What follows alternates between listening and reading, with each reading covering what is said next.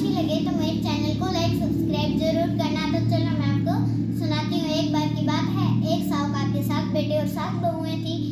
और साहूकार की एक बेटी भी थी जो कि अपने ससुराल से मैके आई हुई थी दीपावली पर। और जब उसकी भाभियां घर लिपने के लिए मिट्टी खोदने के लिए जा रही थी तो वो भी उनके साथ चल पड़ी।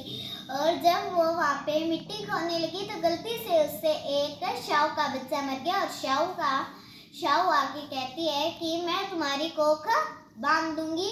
और उसके बाद साहूकार की बेटी ये सभी अपनी भाभियों से निवेदन करती है कि कोई मेरी जगह कोख बंधवा लो।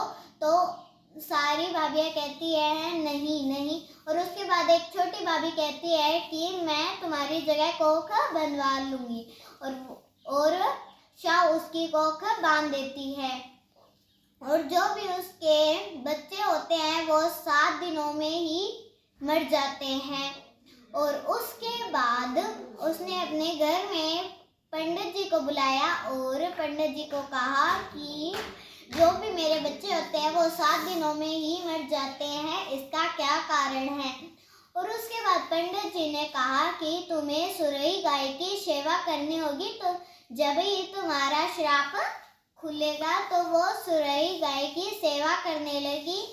और सुरई गाय उसे प्रसन्न होके उसे शाहू के पास ले चली जाती है। और जब वो रास्ते में थक जाते हैं तो वो एक पेड़ के नीचे बैठ जाते हैं। उस पेड़ के ऊपर एक गरुड़ के बच्चे भी थे और सांप उसे खाने के लिए जा रहा था। तो इतने में ही भाभी ने देख लिया और उसे सांप को मार दिया। और उसके बाद जब गरुड़ ने खून देखा तो गरुड़ सोचती है कि इसने मेरे बच्चे को मार दिया। और गरुड़ उसके ऊपर चोंच मारने लगती है। तो उसके बाद वो भाभी कहती है कि मैंने तो तुम्हारे बच्चों की जान बचाई है, तुम मेरे को ही मारी हो। इतना सुनते ही वो बहुत खुश होती है और उन दोनों को शाहू के पास ले चलती है।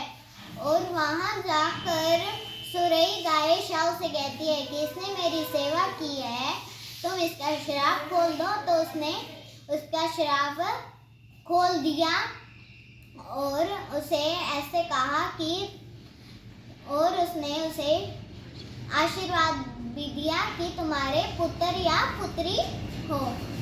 और उसके 7 बेटे हो गए और उसकी बहुएं भी आ गई और उससे उसका घर हरा भरा हो गया। ए होई माता, जैसे आपने उस पर कृपा बनाए रखी वैसे सभी पर कृपा बनाए रखना।